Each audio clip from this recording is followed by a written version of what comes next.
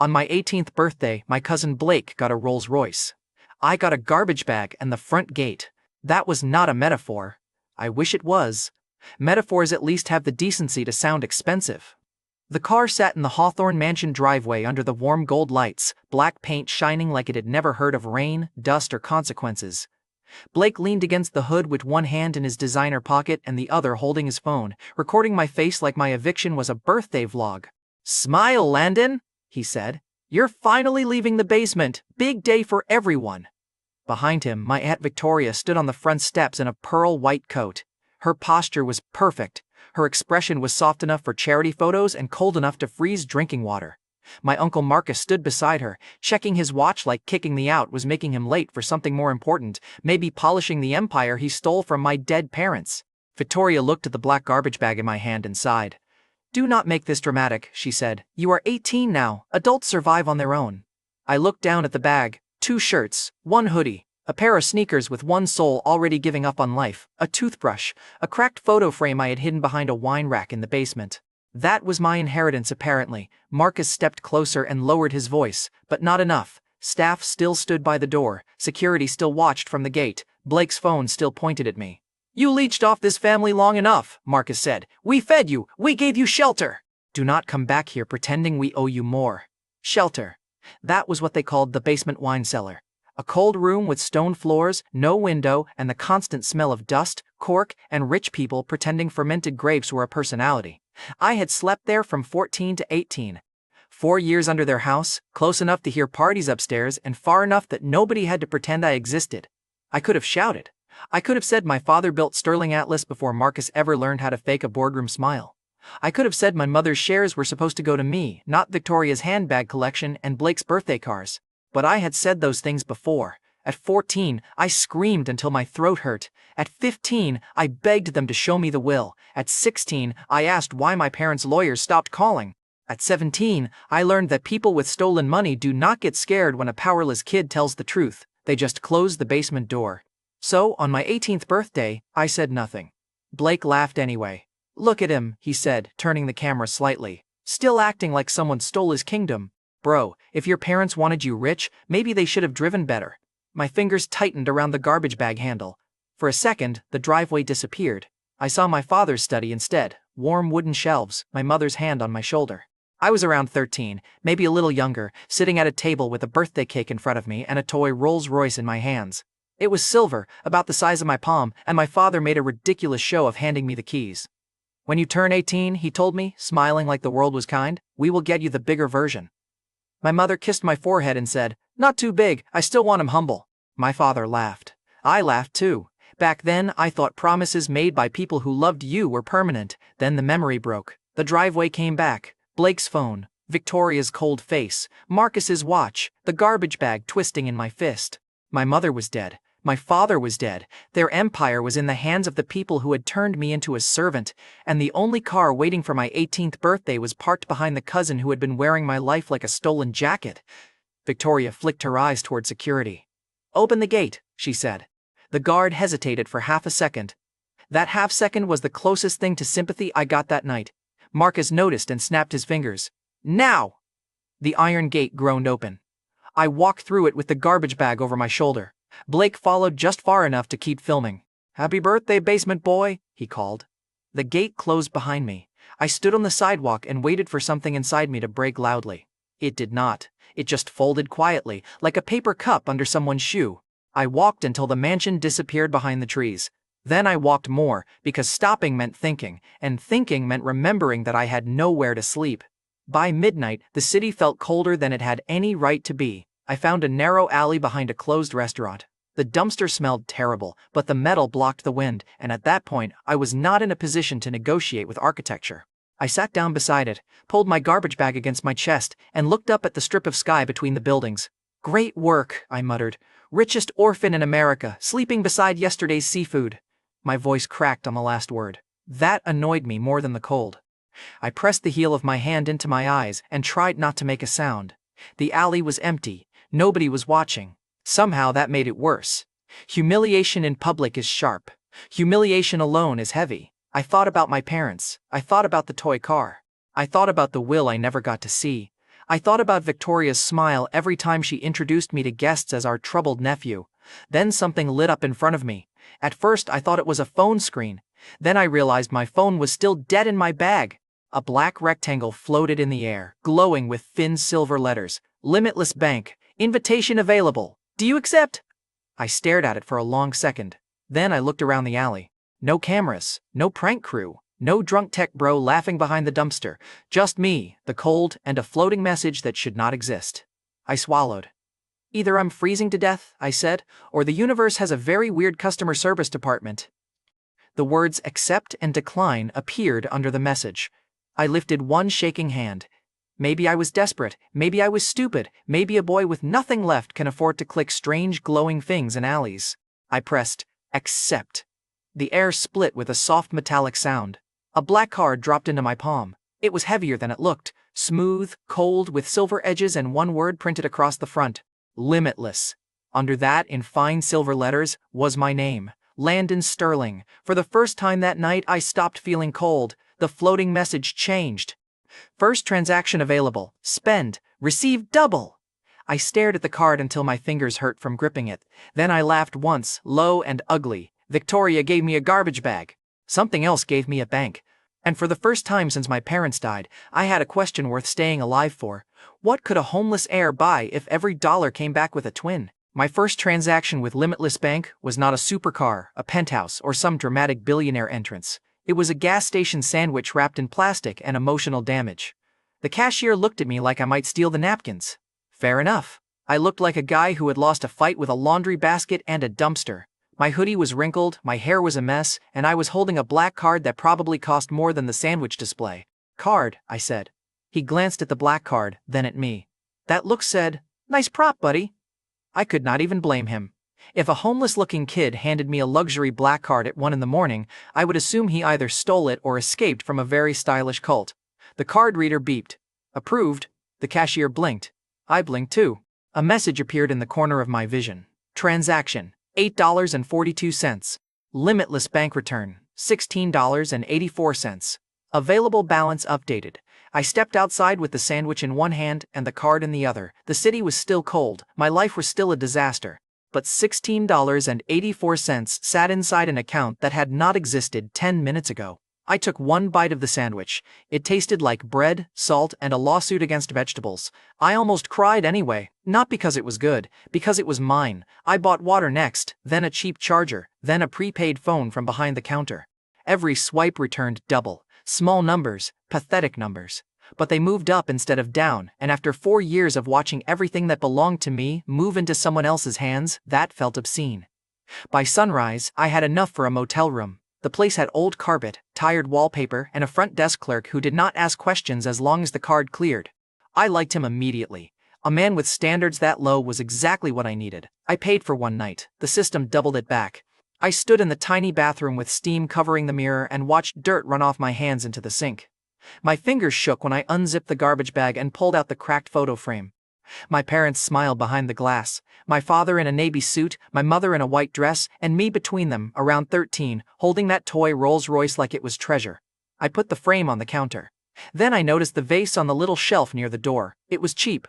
Blue ceramic. Probably worth $20 and one sad compliment. Still, my chest tightened. A vase was how Blake learned he could make my pain funny. I was 14 then, a few months after the accident. The Hawthorns had already moved me into the basement, though they called it temporary. Temporary became 4 years. Rich people love temporary arrangements when someone else suffers through them. That afternoon, Victoria had hosted a lunch for donors. I was in the kitchen washing plates because Marcus said I needed to learn discipline. Blake came in with frosting on his sleeve and boredom on his face. He was 13, soft-cheeked, smug, and already convinced the world existed to carry him from one expensive room to another. "Basement boy," he said, "bring me soda." I did not move fast enough. So he picked up Victoria's imported vase from the hallway table. "Hey," I warned him, "put that down." He smiled. Then he dropped it. The vase shattered across the marble floor. For 1 second, we both looked at the pieces. Then Blake screamed, "Aunt Victoria, Landon broke it." I stared at him. He stared back at me. Then he smiled again, small and private, because he already knew who would be believed. Victoria came rushing in with Marcus behind her. Staff gathered at the kitchen door. Blake pointed at me with fake trembling fingers. "He got mad because I asked for a drink." Blake said. Then he smashed it. That's not true, I said.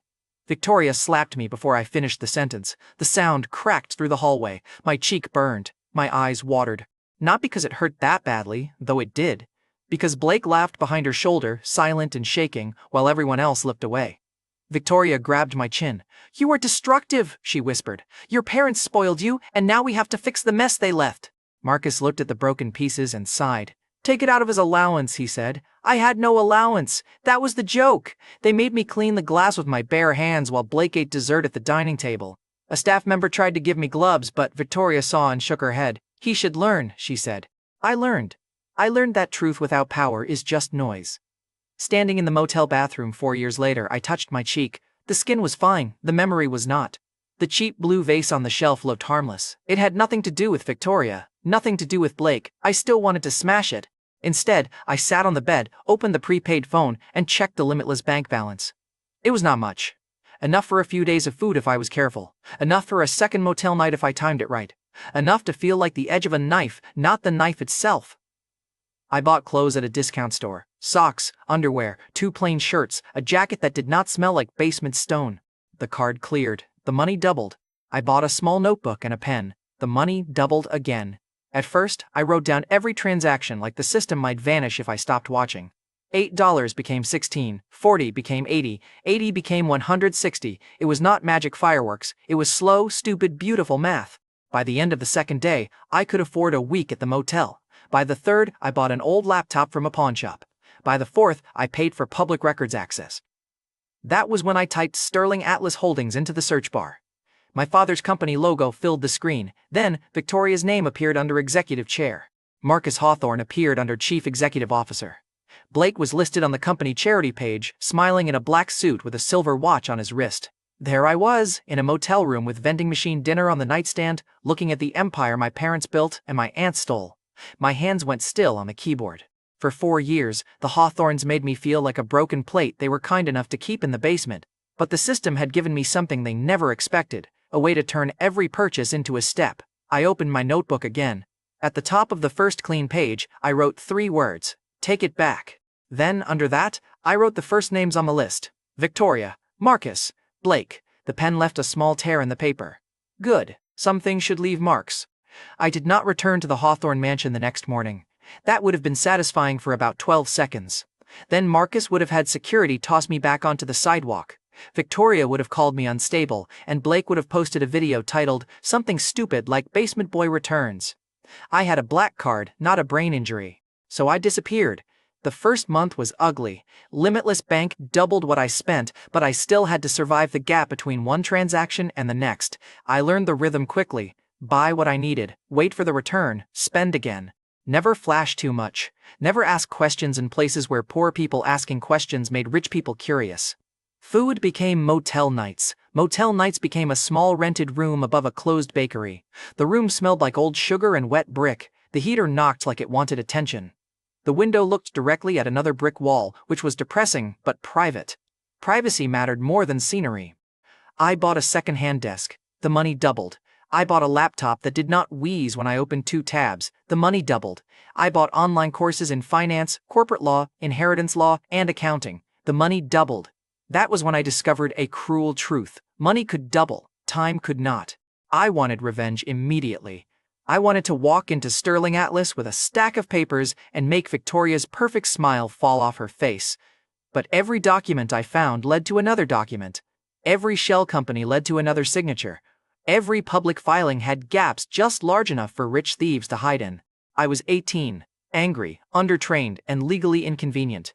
If I moved too fast, I would become a headline. Troubled orphan accuses guardians. Bitter nephew attacks family business. Unstable heir manipulated by outsiders. Victoria probably had that statement written already. She loved being prepared for other people's suffering. So, I studied. I spent money because spending money made money.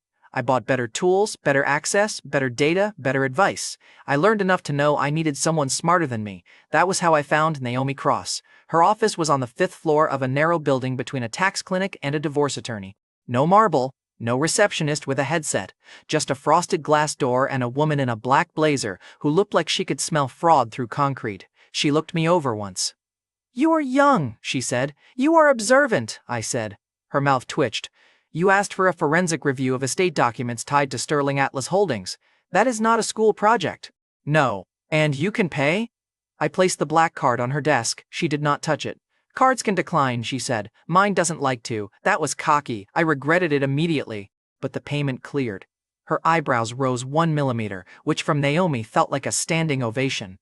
I told her enough to start. My parents, Elliot and Grace Sterling, the accident, the adoption, the will I never saw, the company transfer, the basement, the birthday eviction. Naomi listened without interrupting. When I finished, she opened a drawer, took out a legal pad and wrote one sentence at the top. Follow control, not grief. That sounds cold, I said. It is accurate, she said. If they stole from you, they hid the theft in control structures, shares, trusts, proxies, filings, debt, board votes. Grief is what they use to distract you. I liked her immediately. Not warmly. I was not in a warm chapter of my life. But I liked that she did not pat my hand and call me brave. Brave is what people say when they have no useful tools. Naomi had tools. Over the next 3 years, we built quietly. I moved from the room above the bakery into a small apartment with a lock that worked, then into a better apartment where the neighbors did not yell at pipes, then into a place with enough space for monitors, file boxes, and the old photo frame of my parents. Limitless Bank grew with me. I bought groceries, returned double. Bought a car, returned double. Bought small properties through clean entities, returned double. Bought consulting reports, legal reviews, data access, private investigations, returned double. The system never cheered. It never comforted me. It simply rewarded motion. Every time I spent, the balance climbed. Every time the balance climbed, I thought of Victoria telling me adults survived on their own. Fine, I would survive so well she would choke on it. Naomi traced the old estate documents. Some pages were clean, too clean. She found signatures filed on dates that did not match travel records. She found a trust amendment approved suspiciously close to my parents' accident. She found a shell company that had touched Sterling family assets before Marcus ever officially took control. Nothing was enough to blow the doors open. Everything was enough to keep digging. Meanwhile, the Hawthorns lived loudly. Blake's social media became my least favorite business report.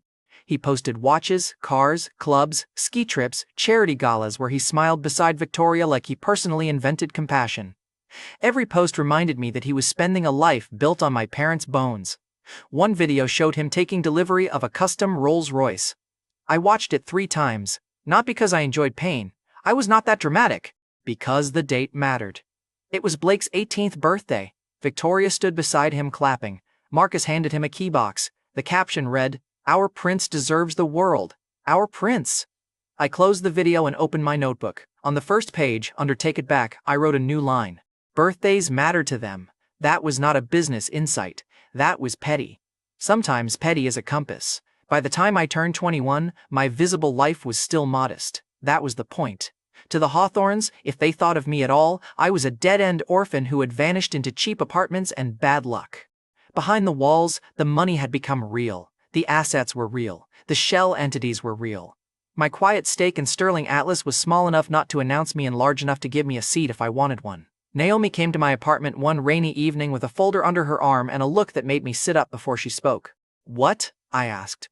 "Blake's 21st birthday is next week," she said. "I survived his 18th. I am thrilled. They are attending the Barrett Motor Auction. Limited edition Ferrari. Only one coming through private sale in the country." She placed the folder on my desk.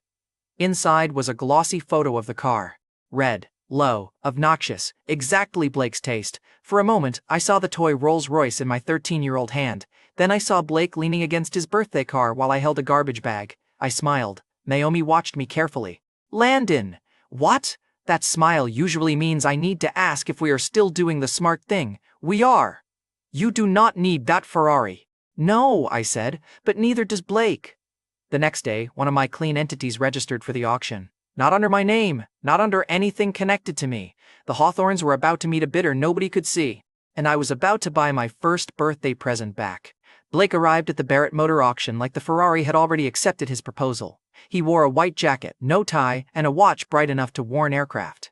Victoria walked beside him in pale silk, smiling at guests with that trained softness she used whenever cameras were near. Marcus followed with 2 assistants and the expression of a man who believed prices were suggestions meant for other people. I was not in the room. Not physically, my proxy was. A gray-haired bidding agent named Mr. Alvarez sat near the back with a phone, a paddle, and strict instructions. He had no idea why I wanted that car. He did not need to. Professional silence was part of his fee, and I paid well. I watched from a private room 2 blocks away, the live auction feed open on one screen, Limitless Bank dashboard on another, Naomi on a video call at the corner of my laptop. She looked tired. You know, she said, some people celebrate turning 21 with cake. I am buying a cake with wheels. That is not how cake works. It is how my family works. The auction hall glittered with rich boredom, men in dark suits, women with diamond bracelets. Staff moving through rows with tablets, everyone smiling like they were too expensive to sweat. Then the Ferrari rolled onto the stage, red paint under bright lights. Low body, black interior, the kind of car designed for men who wanted strangers to hear their insecurity before they arrived. Blake leaned forward in his seat. Victoria touched his arm.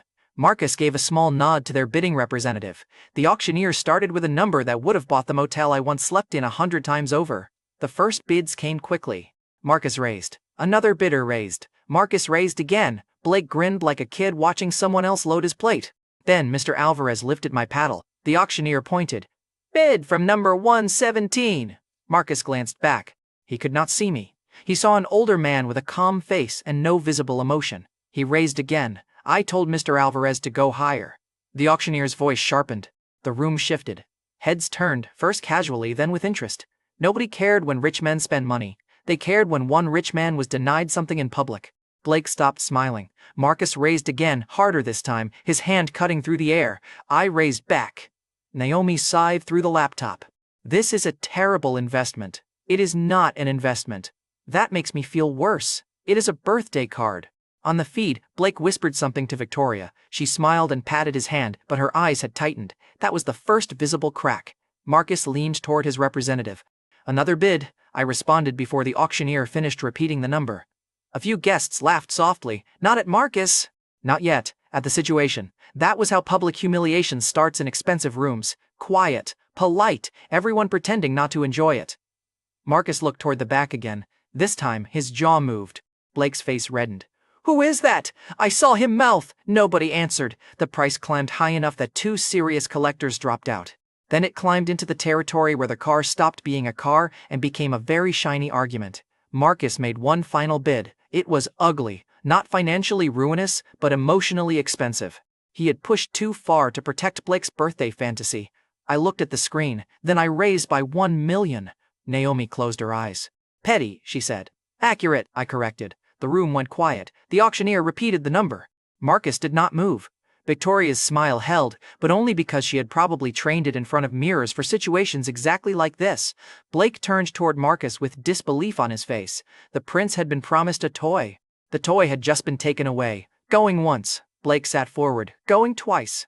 Marcus stared at Mr. Alvarez like he could identify the buyer through hatred alone. Sold to number 117. The hammer came down. Blake stood too fast.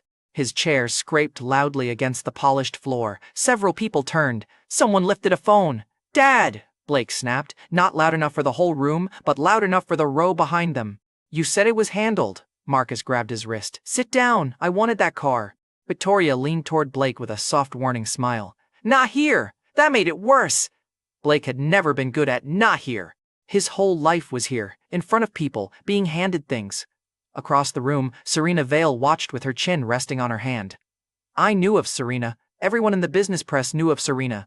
Her family owned a media network, several digital publications, and enough social influence to make scandals grow teeth. She was young, elegant, and famous for asking questions that made executives sweat through tailored shirts. On the feed, her eyes moved from Blake to Mr. Alvarez. Then to the paddle number.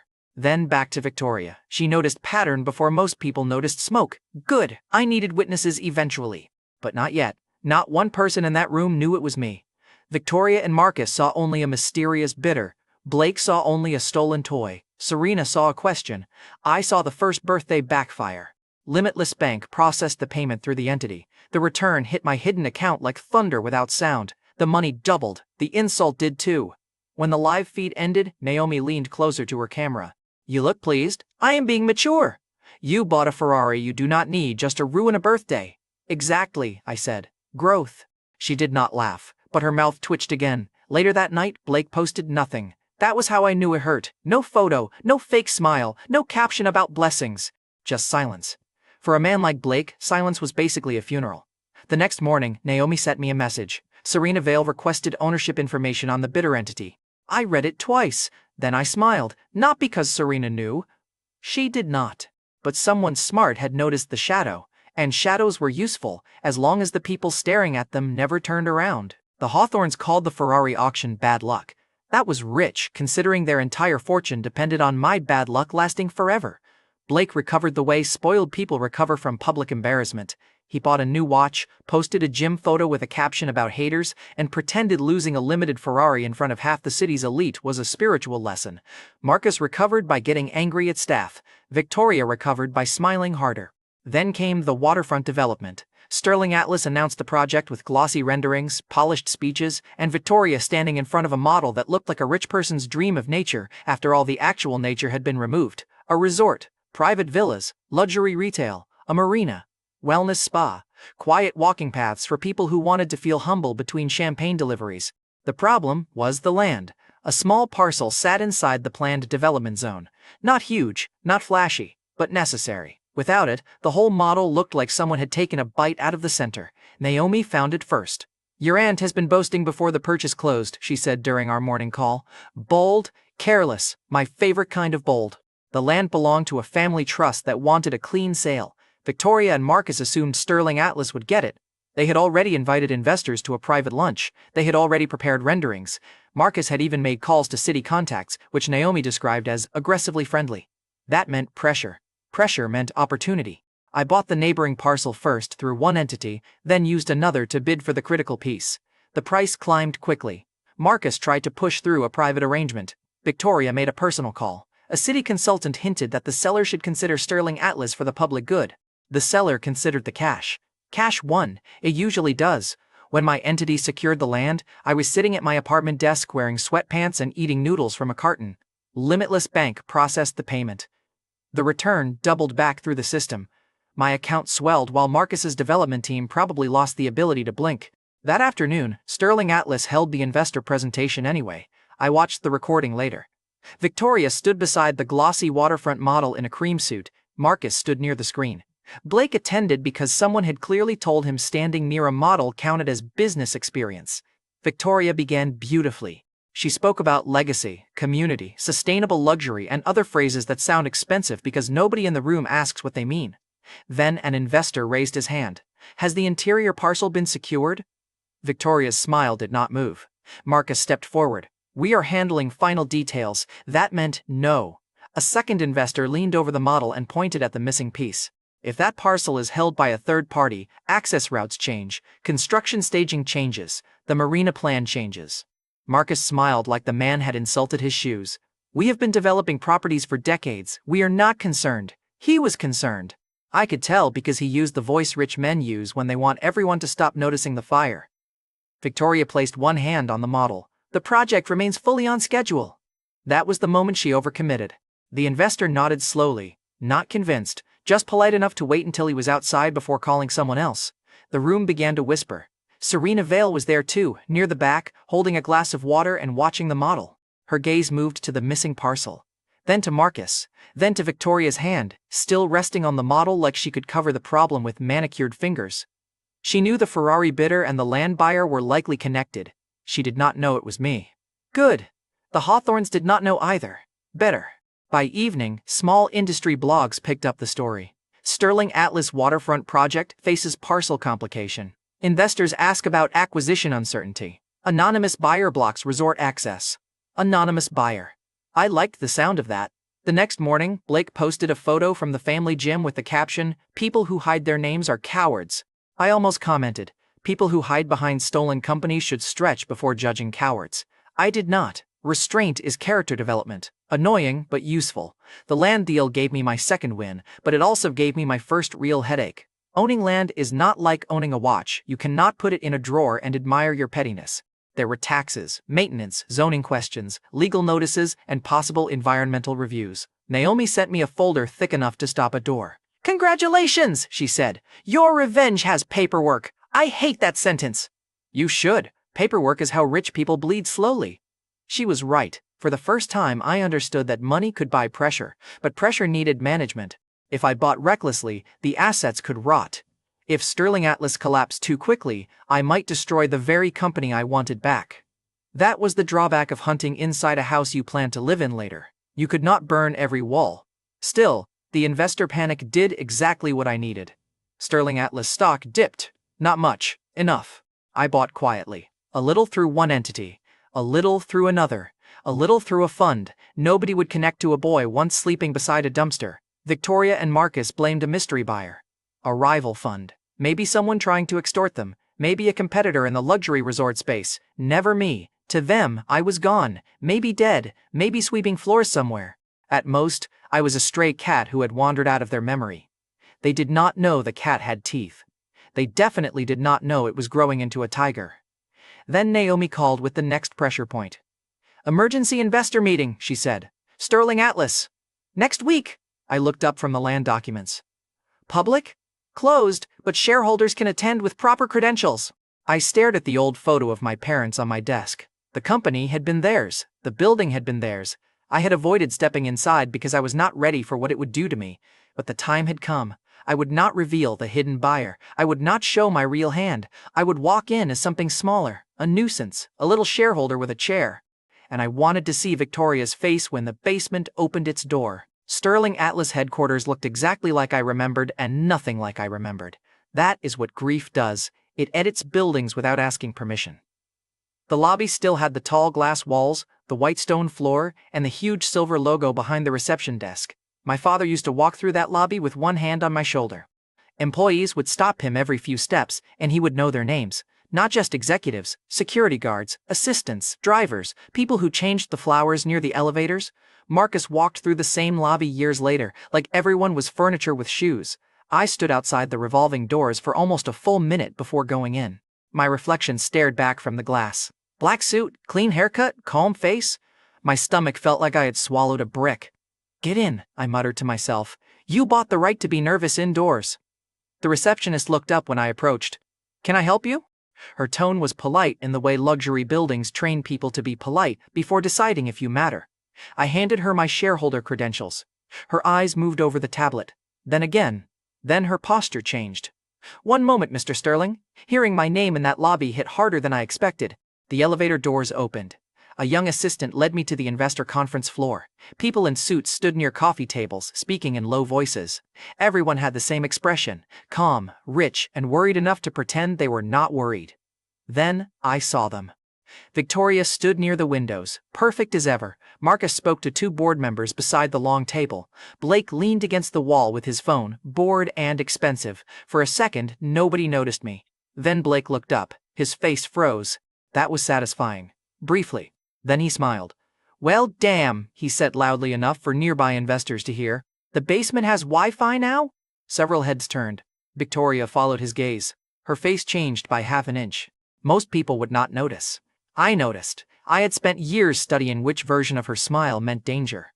Marcus turned last. He looked at me from shoes to face, then at the assistant. "What is he doing here?" The assistant checked the tablet again. "Mr. Sterling is registered as a shareholder." Blake laughed. "A shareholder? What did he buy? One coupon and a dream." A few investors gave polite laughs. Not real laughs, the kind people use when they want to stay close to power. I felt the old heat rise in my face. 4 years in a basement can make a man very familiar with the taste of being laughed at. I wanted to tell him I had bought the Ferrari he cried over. I wanted to tell Victoria the land she needed was sitting under my control.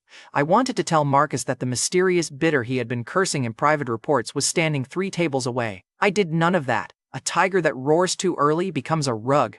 I smiled instead. "Good to see you too, Blake. Still confusing volume with importance?" The polite laughter changed direction. "Not much. Enough." Blake's smile tightened. Marcus stepped forward. "This meeting is for serious investors. I placed my credential card on the check-in table, then I should sit down before someone mistakes the room for serious." An older investor coughed into his hand. The assistant looked at her tablet very hard. Victoria walked toward me. "Landon," she said softly, "this is unexpected." Soft voice, public place, witnesses nearby. That was the version of Victoria who wanted to look generous while sharpening a knife under the table. "I thought you would be happy," I said. "You always told people you raised me like family." Her eyes flickered. Marcus's jaw moved. Blake snorted. "Family," he said. "You slept in the wine cellar because you scared the staff. That was a mistake." The nearest investor turned his head. Victoria's hand tightened around her folder. I looked at Blake and let silence sit there for 1 second too long. Interesting version, I said. I remember the basement having a lock. The room did not gasp. Real rooms rarely do that outside cheap dramas, but several conversations stopped. A board member near the coffee table lowered his cup. Marcus cut in. We are not discussing family history. No, I said, we are discussing company history. I took a seat near the end of the table. Blake stared like I had sat on his birthday cake. Marcus looked toward security, then remembered the credential card on the table and stopped himself. That small hesitation was beautiful, not loud, not dramatic. Just a man realizing the rules he used to throw me out did not work inside this room. The meeting began. Marcus spoke about market rumors, land delays, speculative interference, and hostile pressure from unknown parties.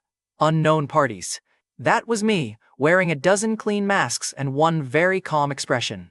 Victoria spoke next. She praised the company's stability. She spoke about legacy and responsibility. Every time she said legacy, I thought of my father's signature under hers on stolen documents. When questions opened, I raised my hand. Marcus ignored me. The older investor beside me looked over. The young shareholder has a question, he said. Marcus had to look at me then. I kept my voice calm. Can management clarify why certain inheritance-linked asset transfers from the Sterling family trust were consolidated under Hawthorne-controlled entities after my parents' death? The room went still. Not because everyone understood the mechanics. They did not need to. They heard inheritance. They heard Sterling. They saw Victoria's smile freeze. Marcus answered too quickly. This is not relevant to the current agenda.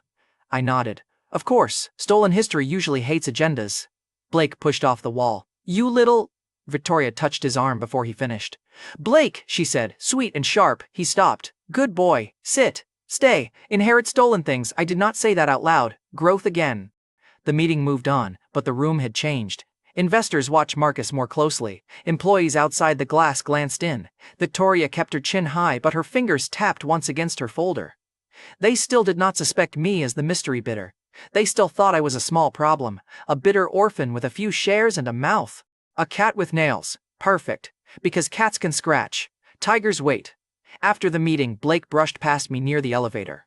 Enjoy your little chair, he muttered. It is the only thing in this building you will ever own.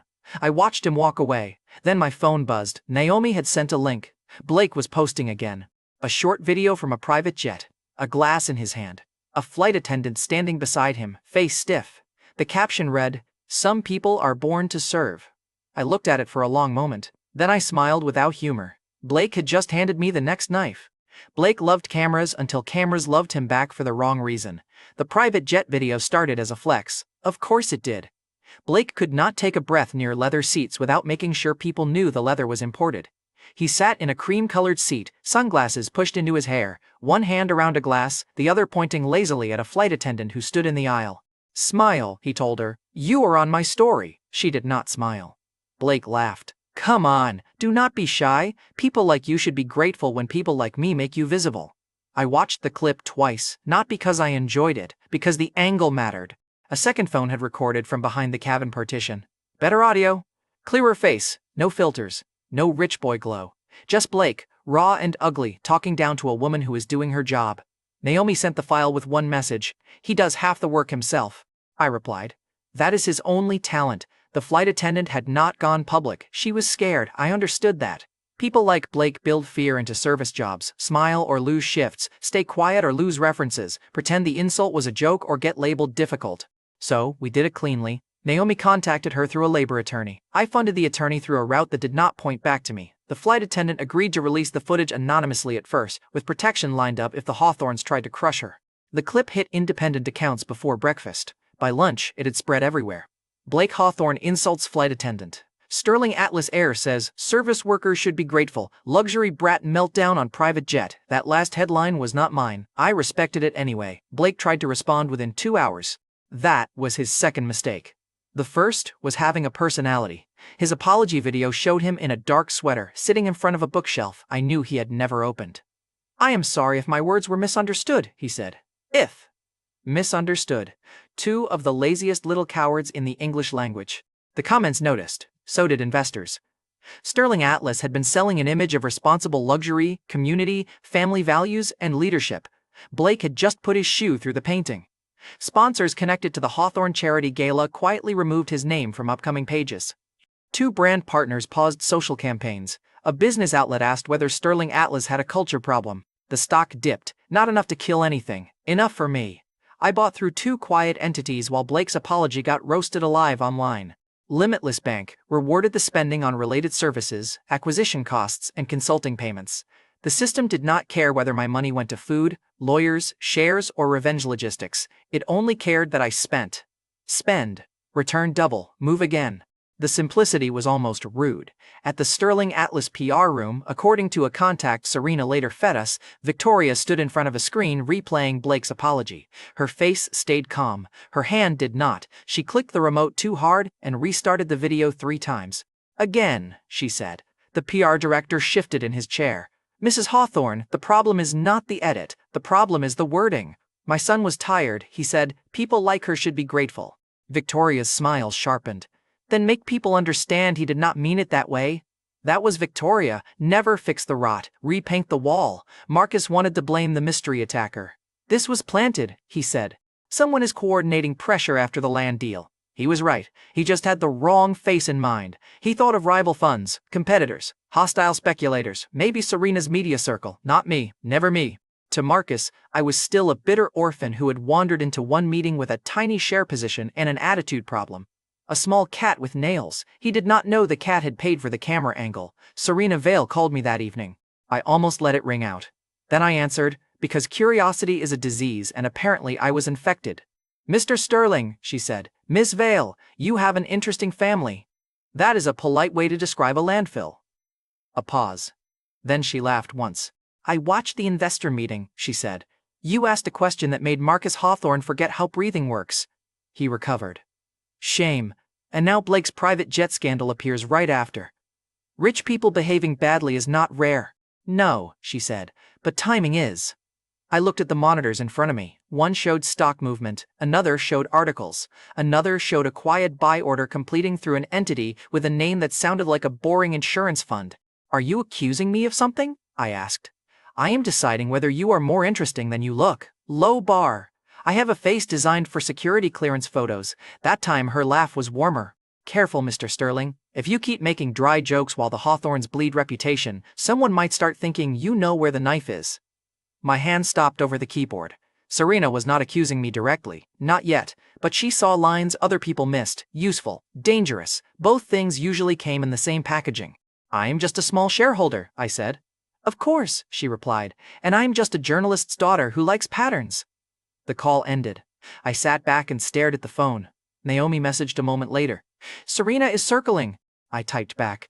Let her circle, just do not let her land. For the first time since the revenge began, I felt the edge of exposure press against my ribs. Blake's scandal had worked. The stock dip helped. The public image cracked. But the more pressure I created, the more eyes turned toward the shadow. Marcus was about to stop swatting at headlines and start hunting the hand behind them. And when men like Marcus could not find the hand, they usually broke fingers nearby. Marcus Hawthorne did not know I was the mystery attacker. That made him more dangerous, not less. A man who knows where to swing might miss. A man who does not know starts hitting the walls, the furniture, the witnesses, the doors, and anyone unlucky enough to stand near the noise. Marcus started with the media. By morning, 3 business sites ran almost identical pieces, blaming hostile speculators for manipulating Sterling Atlas stock after the land complications and Blake scandal. The wording was too clean, too matched, too Marcus. One article called me, a troubled young relative recently resurfacing around shareholder activity. That was clever. It did not say I was behind anything, it just placed my name near instability and let readers do the dirty work. Troubled. Recently resurfacing. Rich people love phrases that make abuse sound like weather. Victoria gave a soft interview that afternoon. She wore a pale blue jacket and lowered her eyes at the perfect moments. Landon has been through so much, she said. We have always wanted healing for him. It breaks my heart to see his pain dragged back into public while outside forces attack this company. Outside forces! That was their story now. The company was under attack by hostile speculators, and poor little Landon, the unstable orphan, was useful background noise. They still did not suspect me. They pitied me in public and insulted me in private. That was almost impressive. Imagine being hunted by a tiger and stopping to kick at a house cat because it annoyed your shoes. I wanted to answer. I wanted to release one clean statement that showed exactly who raised whom, who slept where, and whose signatures sat on forged documents. Naomi stopped me. Not yet, she said. Her voice came through the encrypted call, tight and clipped. Marcus is fishing. If you defend too precisely, he learns where the real pressure connects. So I just let Victoria play tragic aunt? For now. I hate for now. I know. That is why I am saying it slowly. She was right. I hated that too. Then Marcus escalated. A legal challenge hit one of the proxy routes connected to a shell entity I had used for early share accumulation. Not my deepest layer, but not disposable either. He challenged filings, demanded disclosures, and pushed for a freeze on pending transfers. At the same time, a witness Naomi had been trying to contact stopped answering. The witness was an old estate clerk from the year my parents died. He had seen enough to be afraid and not enough to feel safe. Naomi had almost convinced him to meet. Then silence. No calls, no replies. Apartment empty when our investigator drove by. My hands went cold when Naomi told me. Is he dead? I asked. No evidence of that, she said. But he is gone. That did not make me feel better. The next hit came at Naomi directly. Her office was not glamorous, but it was hers. File shelves, 2 desks, a coffee machine that sounded like it resented employment, a wall calendar with court dates written in black marker. When I arrived that night, the lock had been drilled open, drawers hung out, papers were scattered across the floor, her framed license sat face down on the carpet. The coffee machine was broken, which felt personal and unnecessary. Naomi stood in the middle of the mess with her sleeves rolled up. You should not have come here, she said. You should not have been threatened because of me. I bill extra for threats. Not funny. It was a little funny. Her hands were steady, but her face was pale. I looked at the files on the floor. Did they get anything? Some copies, nothing original. I keep originals where men like Marcus do not think to look. Where? She gave me a look. Nice try. Even then, I almost smiled. Then my phone buzzed with another alert. One of my shell entities had been compromised enough to become dangerous. Not fatal. Dangerous. I had to cut it loose, transfer what I could, and let the rest burn before Marcus followed it deeper. Money disappeared from one route. Legal fees hit another. A position I wanted had to be delayed. Limitless Bank could grow money. It could not rewind exposure. That night, I sat in Naomi's damaged office and made the ugliest choice so far. I sacrificed the shell. On one monitor, the entity went dark. On another, market data kept moving like it did not care that 3 years of careful hiding had just lost a layer. Naomi watched me from across the desk. You are angry, she said. Brilliant deduction. You are also thinking about hitting back immediately. Also brilliant. Do not. I looked at the broken room. They came after you. Yes, she said. And if you reveal too much because you are angry, they win more than this office. That was the problem with revenge. People sell it as fire. Most days, it is accounting with a knife under the table. I paid for emergency security for Naomi. The system returned double on the expenses because apparently even trauma had a rewards program now. I paid for backup counsel, storage, relocation for one vulnerable contact, and digital cleanup. Each purchase made me stronger. Each purchase reminded me someone could still bleed before the final strike. The next morning, Marcus appeared on a business broadcast. He sat in a navy suit, calm and grave. Sterling Atlas is being targeted by anonymous financial actors, he said. We will protect our shareholders from manipulation. Then the host asked about me. Marcus smiled faintly. Landon is a young man with a painful history. I hope he finds peace before others use that pain for their own agenda. I paused the video. There it was again. The pat on the head. The little cat speech. Poor Landon. Bitter Landon. Useful Landon. Small Landon. Not dangerous. Never dangerous. I stared at Marcus's frozen smile on the screen. Keep thinking that, I said. Naomi called 2 hours later. Her voice had changed. What did you find? I asked. When they tossed my office, they missed something from the development files. Victoria's team had internal audio from a farmer settlement meeting. I think they saved it by accident in a shared archive. Useful? Ugly. I leaned back. Ugly was useful, Naomi continued. And Landon? Yeah? There is a reference in the same archive to an old sealed accident review, your parents' crash. The room went quiet. Not outside, inside me. Marcus had hit the walls looking for a shadow. He had cracked one open. And behind it, something old was waiting. Victoria Hawthorne built her public image on charity luncheons, soft interviews, and that polished smile rich people use when they want poor people to feel grateful for crumbs. One recording almost ruined all of it. Almost. The audio came from a private development meeting for the waterfront project. A group of displaced farmers had refused the first settlement offer. Their land sat near the infrastructure route Sterling Atlas wanted. They were not famous, not glamorous, not the kind of people Victoria invited to gala tables unless cameras were hungry. In the recording, a project manager warned her that the farmers were angry. Victoria's voice came through clean. I do not care if they are angry. Give them some change, smile for the local paper, and make them move. If we delay this project for every farmer with a sad story, we may as well hand the company to beggars. I listened once. Then again. Naomi watched me from across my apartment desk. Her office was still being repaired, so my place had become command center, legal bunker, and emotional disaster zone. She sounds exactly like she did when she slapped me, I said. Naomi did not ask about the slap. She already knew. Do you want to release it? I stared at the audio file. The smart answer was yes. The strategic answer was yes. The angry answer had already started uploading it in my head. Then I thought about the workers. If Sterling Atlas stock dropped too fast, employees who had nothing to do with Victoria could suffer. Projects could freeze. People could lose jobs. The farmers might become headlines for a week and still get crushed by the end. Revenge had looked cleaner when I was sleeping beside a dumpster. From the ground, every tower looks like it deserves to fall. When you get close enough to see people inside, falling becomes complicated. We release it, I said, but not alone. Legal support first, farmer group first, independent outlets, not just scandal accounts. I want pressure that helps them, not just pressure that makes Victoria sweat. Naomi nodded once. That is more expensive. Good. Limitless Bank liked expensive. We funded counsel for the farmer group through another clean path, paid for documentation, paid for independent review, paid for a local organizer's security. After Naomi warned me Marcus would not limit himself to angry emails, the spending returned double. The guilt did not. The audio dropped on a Thursday morning. By noon, it was everywhere. Victoria Hawthorne calls farmers beggars. Sterling Atlas settlement scandal grows. Luxury resort faces protest over land pressure. Outside Sterling Atlas headquarters, people gathered with signs. Farmers in work jackets stood beside city activists, employees on lunch break, and reporters who smelled blood under perfume. One sign said, "Sad stories built your resort." Another said, "We are not beggars." That one stayed with me. On the building's outer screen, Sterling Atlas had scheduled a loop of Victoria shaking hands at charity events. The protest formed under her smiling face. You could not buy that kind of symbolism. Well, technically I had funded parts of it, but still. Victoria responded within hours. She stood at a podium inside the Sterling Atlas lobby, reporters in front of her, Marcus at her side, Blake thankfully nowhere near a microphone. Her eyes looked wet.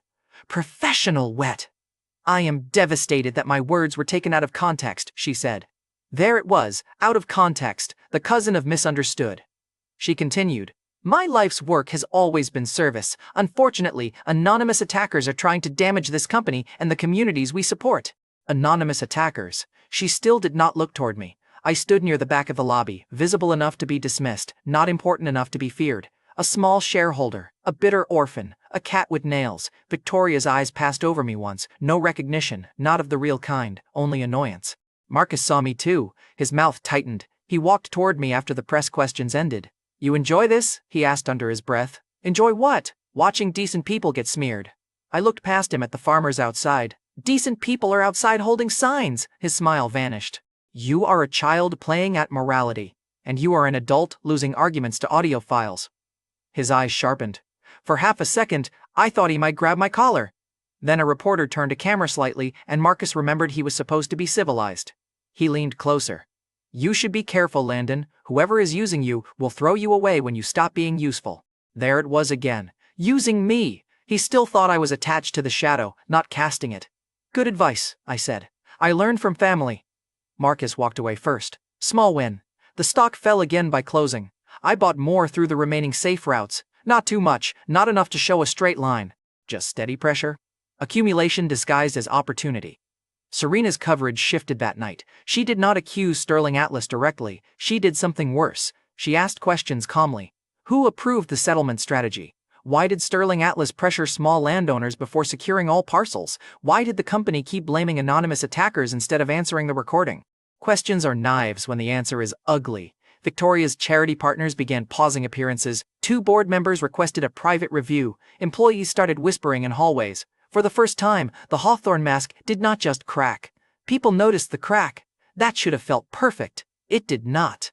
Late that night, I watched footage of the farmers outside the building.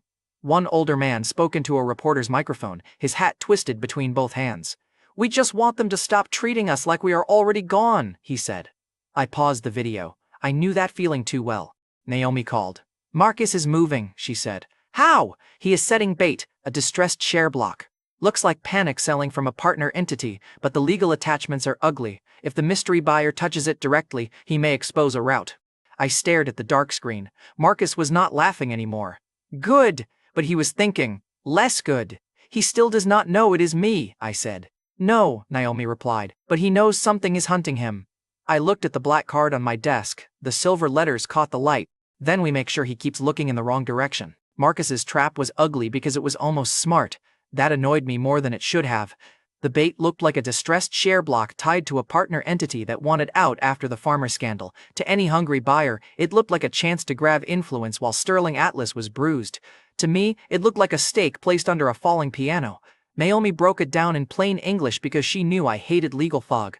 If the mystery buyer grabs it through the wrong route, Marcus can demand disclosure and freeze related transfers. Not forever, long enough to hurt. How badly? Badly enough that we lose timing. Timing was everything. Too early, and I exposed myself before I had enough leverage. Too late, and Marcus could bury evidence, move assets, or scare witnesses into silence. Meanwhile, Victoria went on camera again. This time, she sat in a soft chair with warm lighting and a family photo behind her. Not my family photo, of course. The Hawthorne version. Marcus, Victoria, Blake. No basement, no garbage bag, no dead parents. Very clean, very fake. She folded her hands in her lap. We have made mistakes, she said, voice trembling in the right places. But Sterling Atlas is being attacked by hostile financial actors who do not care about our employees, our communities, or our family. Then the host asked about me. Victoria's face softened. Landon is hurting, we understand that. Pain can make young people reckless. I pray he stops letting old resentment distract him from the people truly attacking this company. I paused the video and stared at her face. She was not accusing me of being the attacker. That would require believing I had claws bigger than a kitten's. She was making me small in public. Poor Landon. Bitter Landon. Useful little prop for hostile outsiders. The woman had thrown me out with a garbage bag and still found a way to make herself sound like the victim. That deserved applause from hell. Blake added his own apology video for the private jet scandal. He wore a plain shirt and looked like someone had removed all his accessories to make him seem human. I respect everyone who works hard, he said, eyes reading from a point slightly above the camera. My words did not reflect my heart. His heart probably looked worse. The comments did not forgive him. Employees did not forgive him. Service workers definitely did not forgive him. The video became a second scandal attached to the first. That was Blake's gift. Even his apologies needed apologies. Inside Sterling Atlas, board members began asking quieter but sharper questions. They were not heroes. They were rich people smelling structural damage. But sometimes self-preservation looks enough like morality to be useful. Marcus released the bait block that afternoon. I watched the numbers move. Another investor circled it. A real rival this time, not connected to me. If I let them take it, they could complicate the takeover path. If I took it too directly, Marcus would learn too much. Naomi and I argued for 20 minutes. She said, wait. I said the block mattered. She said there would be other routes. I said Marcus had built this trap because he was getting closer to the real ones. She finally leaned back and said, you are not thinking like a strategist right now. You are thinking like the boy outside the gate. That shut me up, not because she was wrong, because she was exactly right. My hand hovered over the keyboard. I saw Blake's Rolls-Royce, Victoria's slap, Marcus's watch ticking while he kicked me out, the cold alley, the toy car in my 13-year-old hand. Revenge turns memory into fuel. Fuel still burns things if you spill it. I took the bait partially, not enough to expose the core, enough to stop the rival from grabbing control, enough to keep the path alive. It cost me another shell. The protective layer burned within hours. Legal notices hit. Marcus's team celebrated in private channels because they thought they had made the mystery buyer flinch. They had. That was the part that tasted bad. On the news, analysts said the anonymous attacker had deeper pockets than expected. Marcus said Sterling Atlas would identify all hostile actors. Victoria said the company welcomed transparency.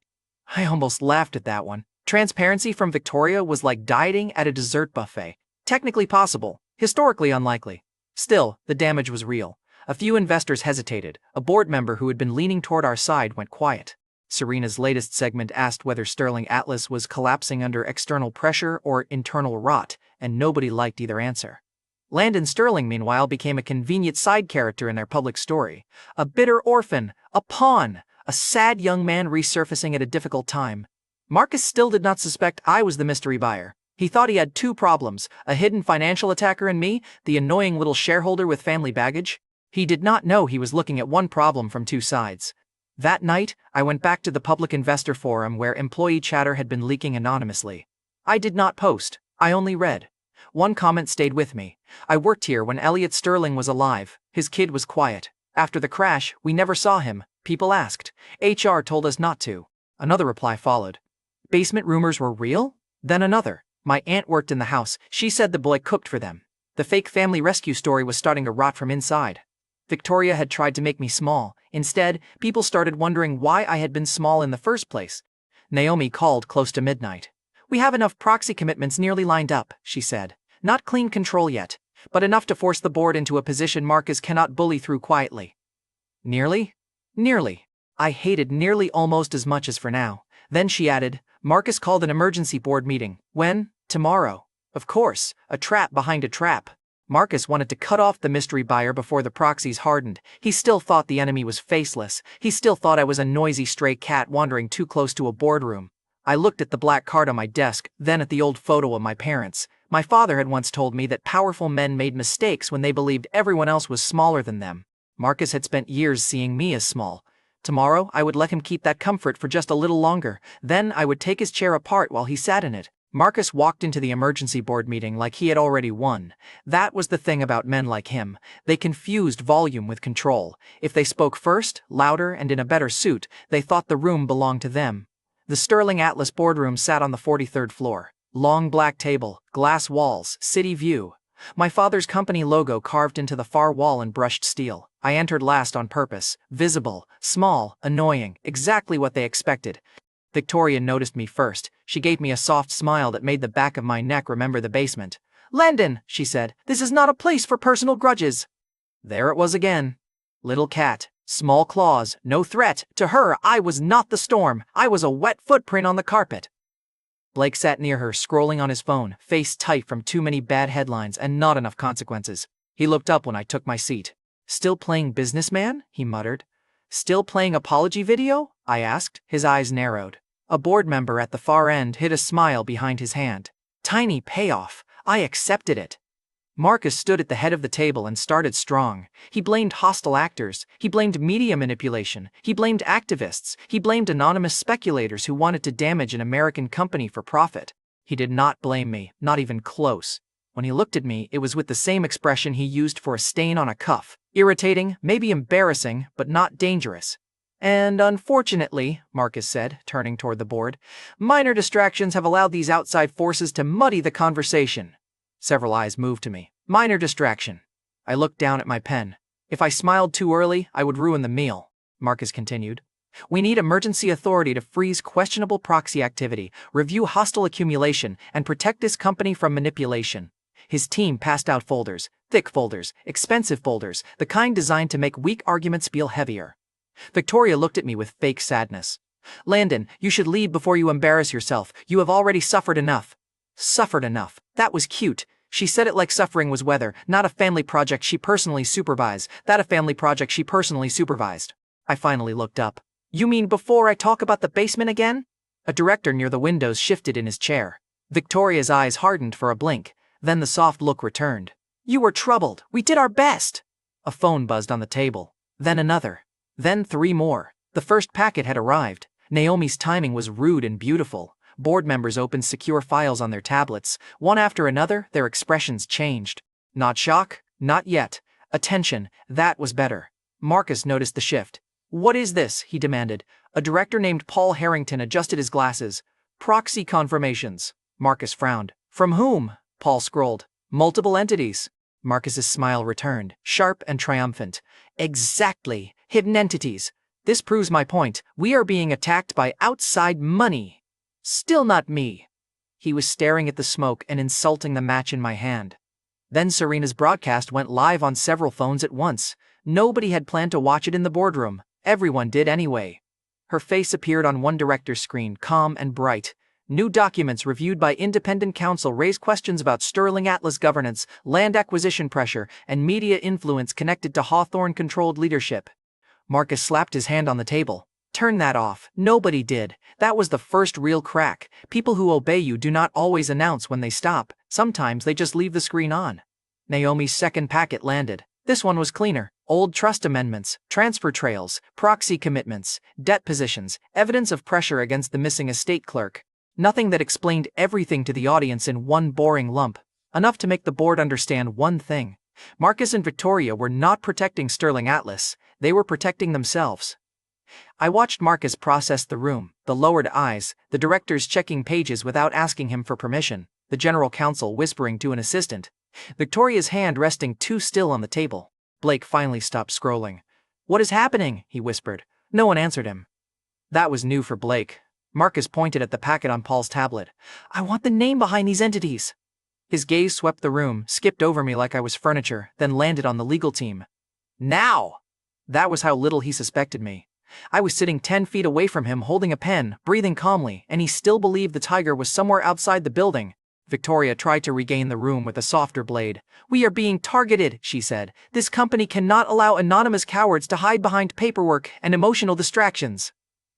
Emotional distractions. That one was for me. I let it pass. Not because it did not sting, because some insults are better when they ripen. A vote was called. Marcus objected, loudly. The general counsel advised continuing. Quietly. Quiet 1. The emergency authority Marcus wanted did not pass. Instead, the board approved an independent review and temporary restrictions on several Hawthorne-controlled actions. Enough to slow Marcus. Enough to stop Victoria from moving certain files. Enough to make my hidden positions impossible to sweep away before the next step. Marcus lost control of the room he had entered like a king. He stood there, breathing hard through his nose, while directors avoided his eyes. Victoria tried one last soft line. "We should speak privately as a family." I stood. "We were private for 4 years. I slept in your basement." The room went still again. Blake looked at his mother. For the first time, he looked less bored and more afraid. I picked up my folder and walked toward the door. Marcus followed. His footsteps hit hard behind me. "Landon!" he barked. I kept walking. The executive floor outside the boardroom was glass, steel, and silence. Employees at nearby desks looked up. Assistants froze with tablets in their hands. Marcus caught up near the CEO office entrance. Victoria followed, faster than her heels liked. Blake came after her, phone already buzzing in his hand. Marcus stepped in front of me. "Wipe that look off your face," he said. "You do not even understand what just happened." I looked at him. The market screens behind the reception wall flashed red. My phone vibrated once. Naomi's message appeared. "Audit team in elevator." I slipped the phone back into my pocket. For 4 years they had asked me questions like I was supposed to lower my head. Who broke the vase? Why are you ungrateful? Who let you upstairs? Why are you still here? Now, Marcus was snarling at the room, at the board, at the legal team, at ghosts he could not see. "I will find the bastard behind this," he said. He was not asking me. That was the funniest part. He still thought I was background noise. I smiled, and for the first time I decided to answer anyway. Marcus said he would find the bastard behind everything, so I saved him the search fee. "It was me," I said. For a second, nobody moved. The executive floor was too bright, too clean, too full of people pretending not to listen. Assistants stood frozen beside glass desks. A security guard paused near the elevator. 2 board aides stopped halfway through a doorway. Behind Marcus, the market screens kept flashing red like the building itself had a pulse. Victoria stared at me. Marcus stared harder. Blake looked between all of us with his phone pressed to his ear, finally quiet for reasons that did not involve personal growth. Marcus laughed once. Not because it was funny, because his brain needed a sound while it rejected the truth. "You?" he said. I nodded. "Me!" His face twisted. "The bidder? The Ferrari was mine." Blake's mouth opened. No words came out. That alone was worth several million. Victoria took 1 step forward. "The land? Mine too." Marcus's jaw tightened. "The proxy entities? Most of them." "The leaks?" I looked at Victoria. Some people should be careful what they say when they think farmers, staff, and orphans do not count. Her face changed then. Not fully. Victoria had trained her expressions for decades, but the public softness vanished from her eyes. What remained was the woman who had slapped me at 14 and called me destructive while Blake laughed behind her. "You little snake," she whispered. There she was. No charity lights, no soft interview chair, no tragic aunt voice, just Victoria. Marcus stepped closer. "You expect me to believe a basement brat built all this?" I smiled. "No, I expected you not to. That was the useful part." A few employees looked at each other. The guard near the elevator lowered his hand from his radio. Marcus pointed at me, fingers shaking now. You had backing? I had a black card, 3 years, and your arrogance doing half the labor. That was not the whole truth. Nobody needed the system details. Limitless Bank belonged to me, and some miracles should not be explained to thieves. But the money trail, the entities, the purchases, the pressure points, enough of that was documented for the room to understand the shape. I pulled one folded page from my jacket and held it up. Not a speech, not a lecture, just a list. Ferrari acquisition entity. Waterfront parcel entity. Proxy vote route, media evidence chain, debt position, audit trigger. Media evidence chain, debt position. Each line pointed to something they had blamed on someone else. Each line pointed back to me. Marcus grabbed for the paper. I pulled it back. Careful, I said. You already lost one office today. Do not lose your temper in front of witnesses. His eyes flicked sideways. That was when he noticed the employees, the assistants, the board aides, the lawyer stepping out of the elevator with 2 auditors behind him. Naomi was not with them. She had insisted on staying off-site until the audit entry was secure. Smart, annoying, alive. The lead auditor walked toward us with a folder under his arm. Mr. Marcus Hawthorne? Marcus did not answer. The auditor continued anyway. We have formal notice of review concerning Sterling family trust transfers, related party media expenditures, and development settlement conduct. Victoria's face went pale under the makeup. Blake's phone slipped slightly in his hand. A voice shouted through the speaker. Dad, what is going on? My cards are declining. Nobody laughed. I almost did. Not because it was funny, because some justice arrives wearing a very small hat. Marcus turned on me. You froze his accounts? No, I said. The board froze questionable discretionary access tied to restricted company channels. He stared. I shrugged. Translation. Blake's stolen allowance hit a wall. Blake looked like someone had told him oxygen was now subscription-based. You can't do this, he snapped. I looked at him. For a second, I saw him at 14, laughing behind Victoria after the vase shattered. I saw him at 18, leaning against the Rolls-Royce while I held a garbage bag. I saw him on the private jet, telling a flight attendant to be grateful for visibility. I did not do it, I said. You did. I just stopped paying for the curtain. Victoria's voice sharpened. You ungrateful boy. That word again. Ungrateful. It followed me from the basement to the boardroom like a bad smell. For what? I asked. The basement? The slap? The garbage bag? The years you spent wearing my parents' company like a stolen coat? Her hand lifted slightly. Not much. Enough that Marcus noticed. Enough that I noticed. Enough that the employees noticed. The last time Victoria's hand rose like that, I was 14 and there was broken glass on the floor.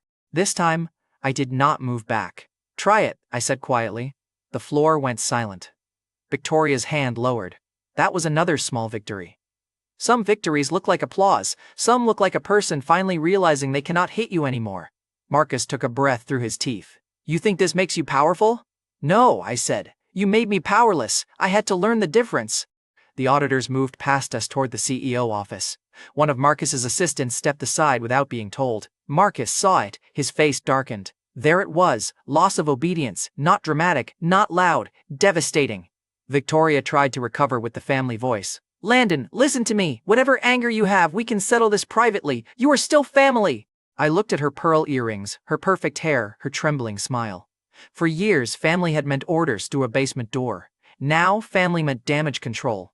No, I said. I was family when you had power over me. Now I am a shareholder, a creditor, and the son of the people you robbed. Her eyes flashed. You have no idea what your parents left behind. That sentence was different. Not a denial, a slip. Marcus turned toward her. Victoria, too late, I heard it, the auditor heard it. One board aide definitely heard it, because his head lifted fast enough to hurt. Naomi's sealed accident file thread pressed into my mind like a finger on a bruise. What did they leave behind? I asked. Victoria's mouth closed. Marcus stepped in. This conversation is over. No, I said, this part is over. I looked toward the elevator. The audit team had entered the CEO office. Employees were still watching. Phones were not lifted openly, but several were angled just enough. Good. Let them witness the mask on the floor. I turned back to Marcus. For 3 years you chased a mystery bidder, a hostile fund, a media enemy, a speculator. You blamed everyone except the kid you threw away. Marcus's hands curled at his sides. Victoria looked like she wanted the floor to open. Blake whispered into his phone, I'll call you back, then ended the call without waiting. I stepped closer, just enough that Marcus had to look slightly down at me and still could not make me feel small. The Ferrari was for my birthday, I said. The land was for the basement. The farmer tape was for every person you thought would shut up because you paid them less than respect. The shares were for my father. The proxies were for my mother. And this? I looked around the executive floor. The red screens, the frozen employees, the auditors inside the office, the thieves finally cornered in the company they stole. This is for the garbage bag. No one spoke. For once, not even Blake. Marcus's face turned red. You will regret humiliating us. I smiled. That was the ending they deserved. Not peace, not forgiveness, not a soft family hug in a room full of lawyers. Just Marcus furious, Victoria exposed, Blake panicking, and me standing where my father should have stood, no longer outside the gate. Happy birthday to me, I said. The elevator doors opened again behind us. Another legal team stepped out with sealed folders. On the top folder, I saw the label Naomi had warned me about. Sterling Accident Review. Victoria saw it too. Her face changed in a way I had never seen before. Fear. Real fear. Not of losing a deal, not of losing a headline, of the past opening its mouth. I kept my smile. The company floor reveal had landed, but the war for Sterling Atlas was not over. The forged will, the bribed media network, the dirty development scheme, and my parents' sealed accident file were all waiting behind the next door.